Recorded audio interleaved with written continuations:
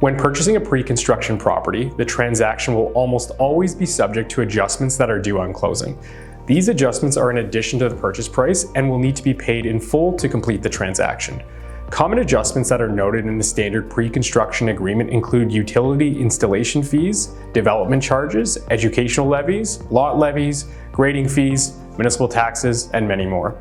These adjustments can often exceed thousands of dollars, if not tens of thousands of dollars. To limit the amount and number of adjustments payable, you should always have a real estate lawyer review your pre-construction agreement before signing it. Your lawyer can then write to the builder's lawyer requesting that certain adjustments be capped at a sum or deleted in their entirety.